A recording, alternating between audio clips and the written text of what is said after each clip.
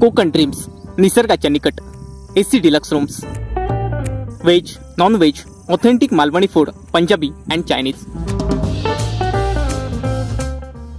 Contact number 9769426601 or 8369393996.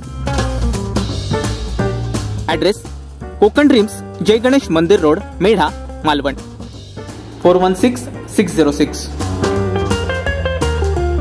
आमदार नितेश राणे यांनी ट्विटरच्या माध्यमातून उद्धव ठाकरे यांना पुन्हा एकदा लक्ष्य केलंय.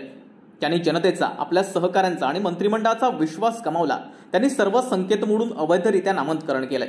औरंगाबादचं संभाजीनगर, उस्मानाबादचं धाराशिव व नवी मुंबई विमानतळांचं दिबा पाटील नामकरण आम्हीच करू, तेही डंके की चोट पर, भित्र्यासारखं जाता जाता नाही, असं म्हणत त्यांनी उपमुख्यमंत्री देवेंद्र फडणवीस यांचा व्हिडिओ ट्विट केलाय. पाहूया काय आहे हा व्हिडिओ.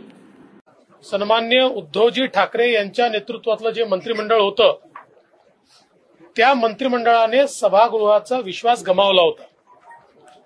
नियम आणि परंपरा अशी आहे की ज्यावेळी गव्हर्नर विश्वासदर्शक ठराव ठेवा म्हणून पत्र देतात, त्यानंतर कुठलाही महत्वाचा कॅबिनेट निर्णय करायचा नसतो.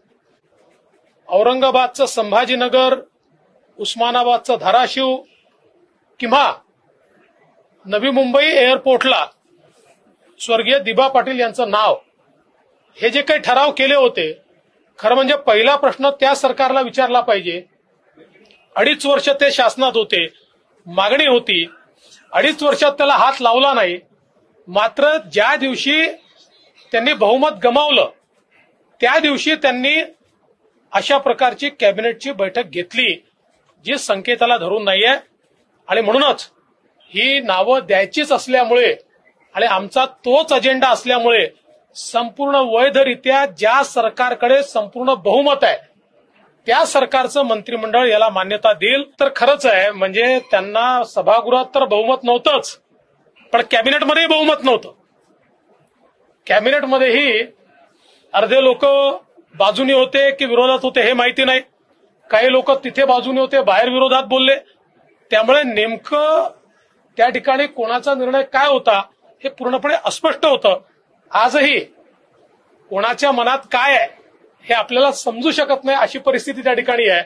कारण अनेक लोक दुटप्पी बोलतायत, पण आमचा निर्णय ठाम आहे, आमच्या मुख्यमंत्र्यांचा निर्णय ठाम आहे की औरंगाबादचं संभाजीनगर होईल, उस्मानाबादचं धाराशिव होईल आणि नवी मुंबई विमानतळाला दिबा पाटील साहेबांचं नाव मिळेल.